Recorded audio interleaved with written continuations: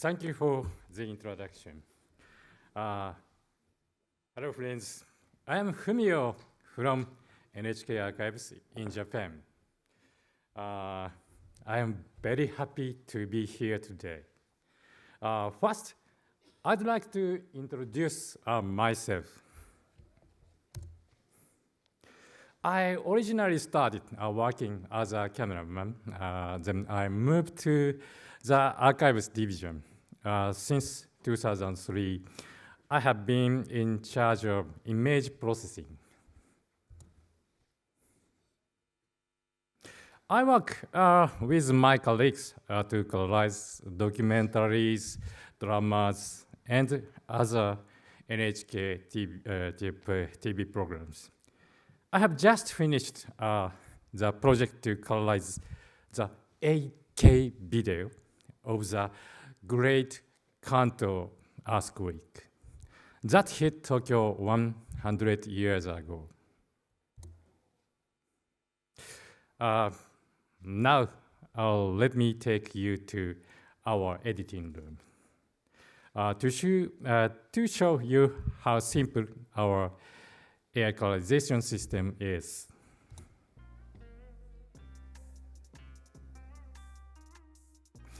To start, load a black and white video you want to colorize. A video file is converted to still images frame by frame to be colorized by AI automatically.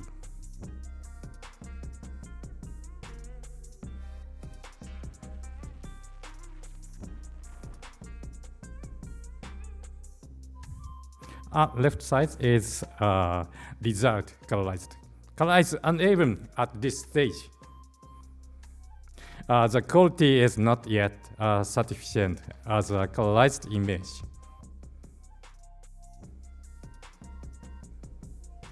Operator gives instructions to the AI to improve its perfection.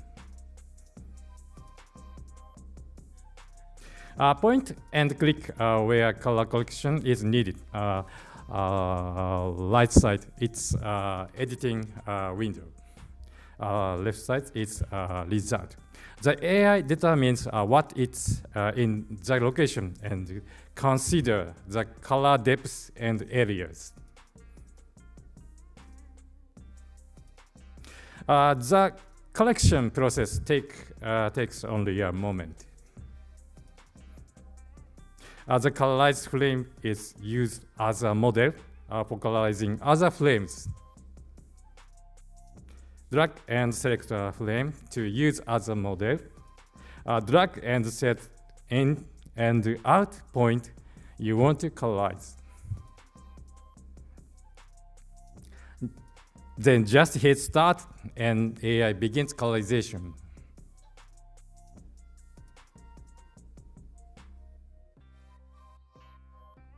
AI recognizes any change in the direction of the camera or a person's face and execute colorization.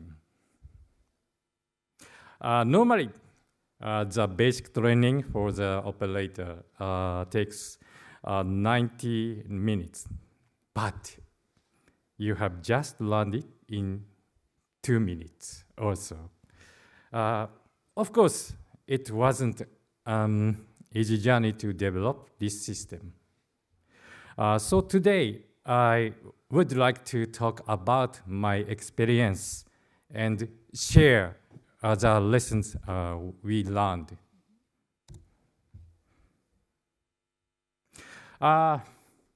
Here is the overview. First, I will talk about how I met AI. Next, I will explain the development of our system. Lastly, I will talk about some perspectives. Okay, let's get started with the first topic. What made me get involved with AI for the first time was a documentary by NHK in 2014. At the time, NHK didn't have the know-how on colorizing, so NHK asked the French video production company for colorization. I was not involved with the production, but I felt colorization was important, especially to young people who are not familiar with black and white video. This was a beginning. A big turning point came in 2016. Around that time, AI performance improved dramatically by deep learning. And a Japanese university called Waseda unveiled an AI colorization system, which became a big topic in Japan. I was strongly impressed, and I tested it myself. These are the pictures I used as a test. Colorization was done almost instantly on general laptop. I had expected a very complicated program, but the programming was only 50 lines. As it's shown here, image dot saved, blah, blah, blah, blah, blah, blah. Only one line was necessary for the colorization processing and even for storing the image data. I became convinced that NHK should develop AI colorization system on its own. So that's how I became involved with AI. Now let's move on to the development. NHK Archives NHK Archives and program production departments requested to develop NHK STRL, NHK Science and Technology Research Laboratories. The project started at NHK. Most programs stored in NHK Tokyo had already been converted into digital files in 2016. So we used them as learning data. But it was not easy. We didn't know how much time would be necessary for developing an AI colorization system by using deep learning. It was very worrisome that we didn't know when it will be completed and what stage we are in. We used 20,000 programs broadcast by NHK for AI to learn. Quantity is almost equal to as many as 8 million still photos. We used various genres of programs so that there is no bias in the data. Since an enormous amount of data was used, it really took time for AI to learn. In the process, we found out that AI doesn't necessarily become excellent if it spends more and more time learning. Let me show you 3 learning patterns obtained from a test AI. In this graph, horizontal axis is the time spent for AI to learn. And the vertical axis shows how much the AI failed. We evaluated by AI by how much it reduced mistakes. So the lower the line is the fewer mistakes the AI made. such AI was better. Now in pattern A, the rate of mistakes are reduced with the passage of time. It has jumped 3 times, but its judgment improved. So pattern A is an ideal one. In other words, he's a good boy. Next is pattern B. It seems like that AI always forgets everything with the passage of time. This pattern is often seen when there is a problem with the data set, AI structure, or the learning method. In pattern C, the rate of mistakes reduced to some point, like pattern A, but it increased with time. This pattern is seen when AI learned as a learning data only and was unable to solve application problems at all. It is called overfitting. On developing AI, it's necessary to find suitable learning data, AI structure, and learning methods, but it is very difficult. I feel that developing AI is the same as raising children. There is no perfect AI. And AI learns from mistakes like children. So it is important that we humans do not evaluate an equalization system with its faults only. Just like you should not judge your children without looking at the possibilities for future improvement or growth. I never saw the initial AI colorization system as being useless. I have one great example here. You can say this kid is not good because he reads only comic all day. Because after about 50 years, he's making a great presentation at FIAT IFTA World Conference. I would like to thank my mom and dad. They never gave up on me.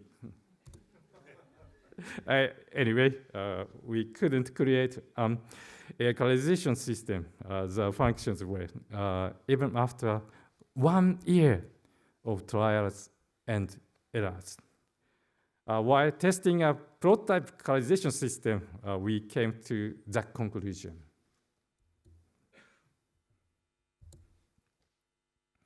That is, AI is not perfect. AI doesn't recognize things as humans do. If it is impossible to create a perfect AI, we should consider how to utilize an imperfect AI without denying it. From this, we developed the concept that AI will do what it is good at, and humans will do what AI cannot do. In other words, we divided the rules between AI and humans by giving color instructions to AI and adding the function that coloring can be done manually by humans. This is how we became able to do high-quality colorization. You can see the quality is much better by sharing the load. The left is colorized on the prototype AI. The right side, AI plus manual fixed by humans. It seems many people evaluated the system based on whether it can be used in their jobs. But I tried to evaluate it, including AI's possibilities for future improvement. I always try to include it in our workflow if it shows some merit. I saw AI can always evolve. In Japan, I understand only NHK has put AI colorization system into practice. I think it is because we highly valued AI's possibility for improvement and made efforts to take it into our workflow. Let me add that we give our full attention to the color verification, especially as a public service media. We decide the colors after carefully examining the time and place of the video shot. We collect pictures and ask experts for advice. Final human check is essential. If the color used is not correct, people will lose trust in the entire video itself. I would like to mention some weakness or pitfall. AI is a delicate program. It depends upon many other assisting software.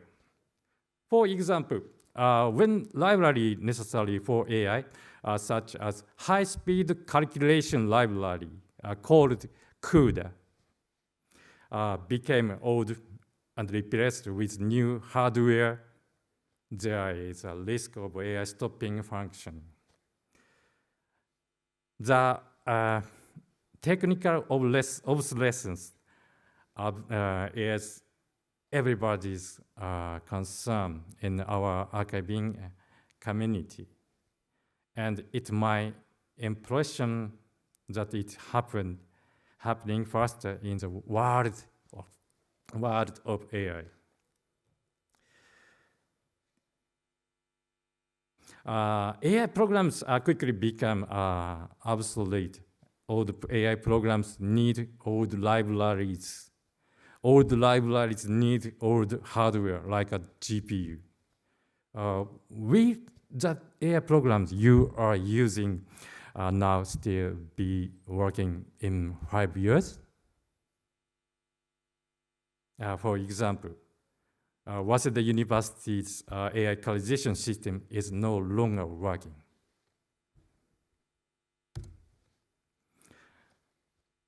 Then, programs using colorized video has been increasing every year. I would just like to mention here that since 2021, AI colorization has been introduced in regional broadcast stations. Thanks to remote work, it has been easier to explain the AI-assisted colorization system and share the know-how no matter where you are. Old video about Japanese sports sumo or local festivals had been colorized and broadcasted. Okay, that's our journey so far. And now the final section. So I believe it's fair to say that NHK's AI colorization system is not perfect, but it has become a very effective and practical tool.